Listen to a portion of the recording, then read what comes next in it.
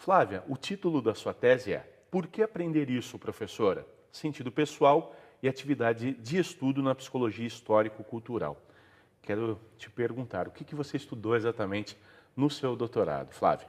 Bom, eu estudei, como o próprio nome diz, o sentido que as crianças atribuem à sua atividade de estudo, à escola, que é uma questão, eu sou psicóloga escolar, né, é uma questão que me incomodava bastante, porque assim, nas várias escolas que eu trabalhei, quando eu perguntava para as crianças por que elas estudavam ou por que elas estavam na escola, elas sempre utilizavam motivos externos à escola. Então, eu estou na escola porque eu quero um trabalho bom, ou para ser alguém na vida, ou por causa dos amigos, ou porque minha mãe mandou, mas a aprendizagem raramente estava presente no discurso das crianças.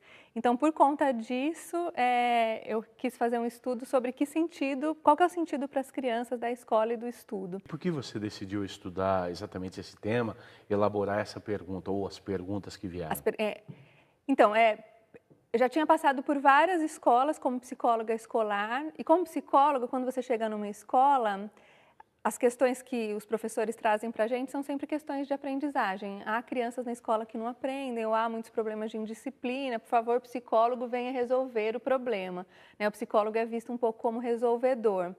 E daí, quando eu ia trabalhar com as crianças não tinham problemas de aprendizagem de forma geral, pelo contrário, eram crianças muito saudáveis, muito espertas, muito inteligentes, muito curiosas, mas não necessariamente os conteúdos escolares correspondiam às necessidades que elas tinham de aprender. Então, a partir disso, eu comecei a elaborar as minhas perguntas de pesquisa, assim, como, como que surge a motivação para aprender na escola, quais são as motivações que já existem, acho que essa é uma questão importante, né? Que motivos que as crianças já têm, como os motivos para aprender são produzidos na escola. Então, essas foram algumas perguntas iniciais e, a partir disso, eu fiquei um ano letivo numa escola pública em São Paulo para investigar. E daí o conceito de sentido pessoal, ele é um conceito teórico, não é o sentido como a gente entende no senso comum. Uma vez que a escola é assim, que a relação é assim, qual é o impacto que isso tem na criança, no estudante, uma vez que os motivos estão todos fora? O que isso causa na vida escolar e não apenas nesse momento escolar, mas para a vida intelectual dela? Tem algumas pesquisas no Brasil que têm demonstrado isso é muito triste, que o impacto da escola no desenvolvimento cognitivo das crianças é muito pequeno. Então, as crianças entram na escola pensando de uma maneira, né? Elas aprendem a ler e escrever, aprendem determinados conteúdos, mas a escola tem impactos cognitivos muito pequenos. Isso é grave, né? Pensar que uma criança entra na escola com 6 anos atualmente, né? Com 6 anos e vai sair com 17 anos e poucas mudanças foram produzidas, é bastante grave. Então, essa é uma dos resultados da escola hoje. A escola tem produzido pouco desenvolvimento cognitivo. Por mais que tenham surgido várias teorias para pensar a escola de uma outra maneira, teorias inclusive da psicologia, a escola ainda ela prega a memorização, a cópia, o fazer igual. Uma das coisas que eu observei na minha pesquisa é que quase todos os dias as crianças tinham tarefas de copiar da lousa ou de copiar do caderno. A cópia tem algumas vantagens, né? A criança fica mais rápida, desenvolve a coordenação motora e tudo mais. Não estou dizendo que é para eliminar a cópia da escola, mas todos os dias ter cópia, ou então, atualmente eu sou supervisora de estágio em psicologia escolar, e meus alunos fazem estágio em escolas públicas da cidade onde eu moro. E isso acontece em alunos do ensino médio, ensino fundamental 2. Então, alunos de sétimo ano, oitavo ano, copiando coisas do livro, ao invés de pensar uma atividade que produza desenvolvimento, eu entendo que isso é bastante grave. Então, acho que esse é um dos motivos. A escola ela ainda é uma escola muito, eu brinco, né? Uma escola do século XIX.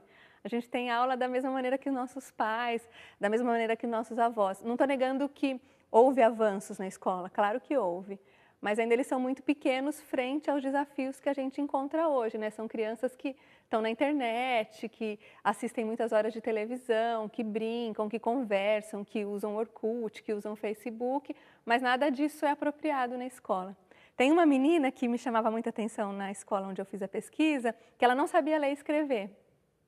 Ela já estava na 4ª série, tinha 12 anos, 3 reprovações, e o caderno dela era só cópia, então o caderno dela era cheio, mas ela não sabia ler e escrever, mas ela tinha um Orkut. assim, se ela não sabe ler e escrever, como ela tem o Orkut? No Orkut ela se comunicava, ela mandava mensagem, então ela sabia ler e escrever.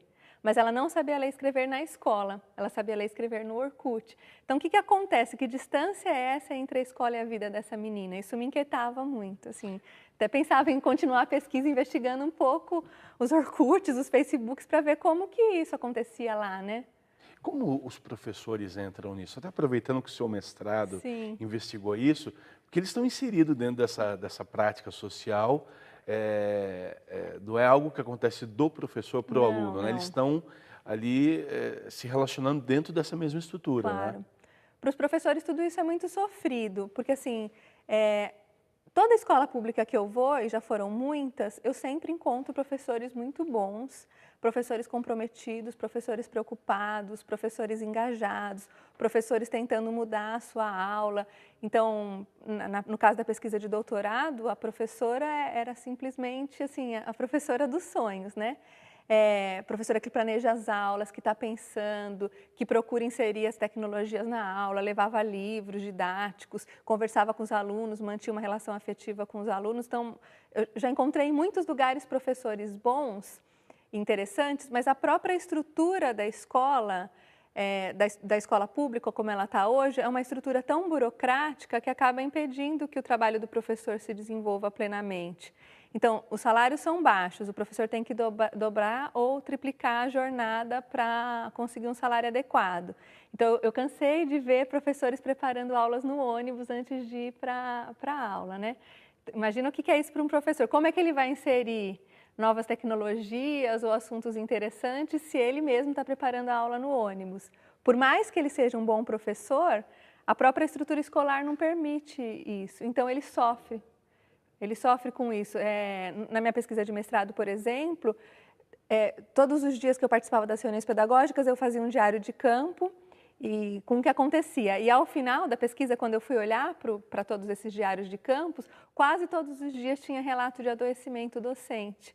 Então, o professor que reclamava um dia de dor de cabeça, um dia de bursite, o outro que estava em licença porque está com depressão ou com problema de hipertensão e assim por diante.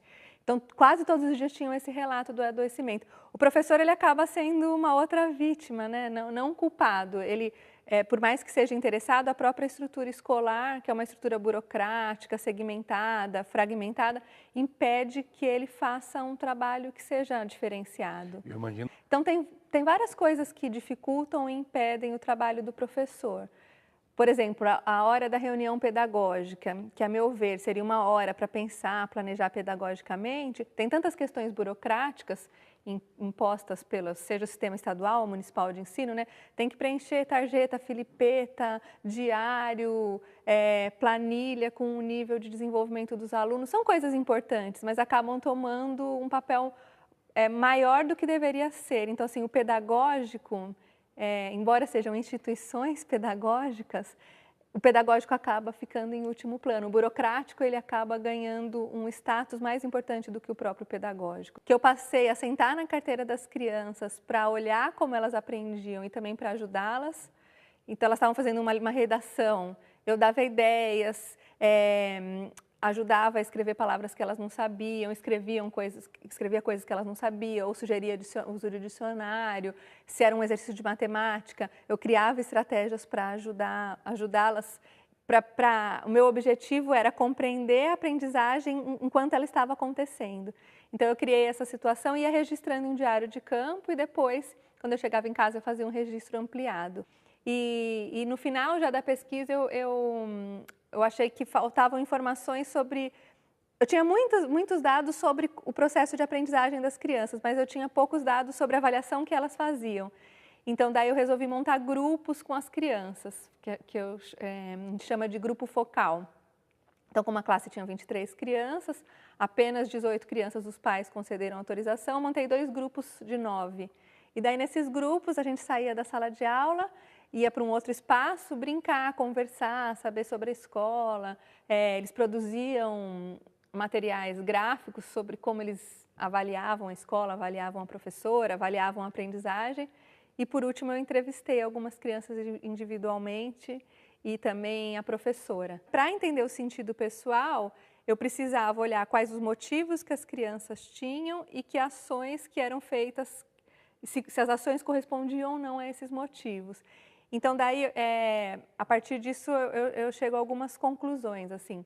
Primeiro, vários motivos que as crianças trazem são motivos que elas expressam, mas não vivenciam. Então, Dá para dar um exemplo? vou dar um exemplo. Eu estou na escola porque eu quero ter um futuro bom. Até para ser carroceiro precisa ter escola, né? Ou então um menino que diz, até para ser lixeiro eu preciso ter até a 4ª série. Então as crianças falam esses motivos, são motivos importantes, genuínos, né? Todo mundo quer estar na escola para ter um futuro bom. Teve um menininho muito engraçadinho, ele falou assim, para ter um futuro bom, uma casa grande e muitos animais, né? Esse motivo. É um motivo genuíno, importante, né? Todos nós tivemos esse motivo na escola, mas quando a criança vai fazer as tarefas escolares, né, as ações escolares, não necessariamente o que ela faz corresponde a esse motivo, ter um futuro bom. Então, ter um futuro bom é importante, mas está muito longe da vida das crianças. E elas conhecem várias crianças que têm um futuro muito... Elas conhecem vários adultos que têm um futuro muito bom, mas que não passaram pela escola. Eu tenho uma irmã que é professora do estado, professora de português. E recentemente passou por uma greve e um dos alunos veio questioná-la por que ela estava fazendo greve. E ela contou o salário dela e tal, e um aluno deu risada e falou assim, professora, isso aí numa corrida de cocaína eu ganho mais do que a senhora. Então, assim, ela pode ser um modelo de bem-sucedido para esse aluno? Pode, mas para ele é um outro modelo que está colocado aí, é um desafio grande. Então, como a escola promete que se você for bem na escola, você vai ter um futuro bom, e esse aluno está vendo que o professor que estudou pra caramba, está fazendo mestrado e tudo mais, não tem o futuro que ele quer, mas que o traficante tem, para a criança isso cria uma ruptura enorme. A escola promete uma coisa que ela não cumpre.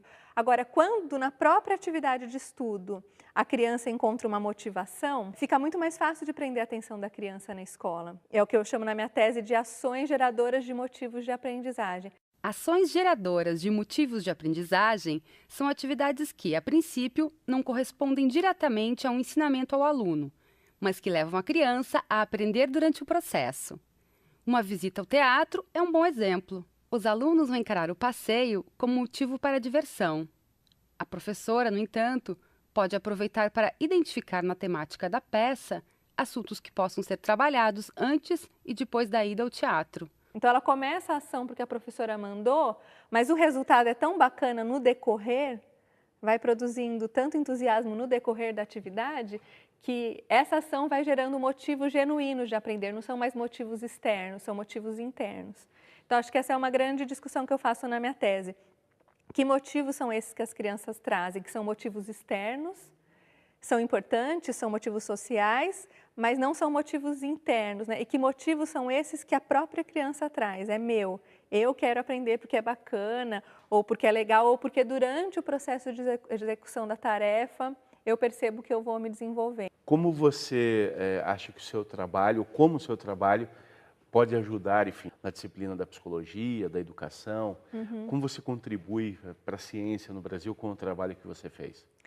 No caso da psicologia escolar, uma das temáticas que tem sido estudada, discutida desde os anos 80 é a questão do fracasso escolar. E tradicionalmente, na psicologia escolar, numa visão mais crítica, nós já entendemos que o problema da aprendizagem não está na criança, não está no professor, mas que a gente precisa entender um pouco mais a dinâmica da escola, as políticas públicas e tudo mais.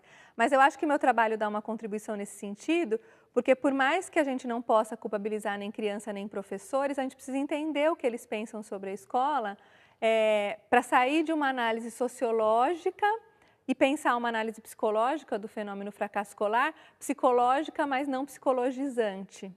Então, claro que há uma dimensão individual aí do fracasso, do aprender, dos problemas de aprendizagem, e olhar para essa dimensão individual é importante desde que a gente não entenda que, tá vendo, é a criança que não quer aprender. Então, acho que a minha pesquisa traz uma contribuição importante nesse sentido. Crianças não estão aprendendo na escola Mas elas não estão aprendendo não porque elas têm problemas de aprendizagem, de jeito nenhum, são crianças saudáveis. Mas como que elas estão inseridas na atividade escolar, o que acontece na atividade escolar que dificulta ou impede a aprendizagem? Na medida em que um professor ele conhece esses mecanismos, eu acho que ele pode repensar a aula dele, ele pode pensar, inclusive, como ele planeja as aulas, como é a organização do ensino. Então, eu acho que essa é uma das contribuições principais.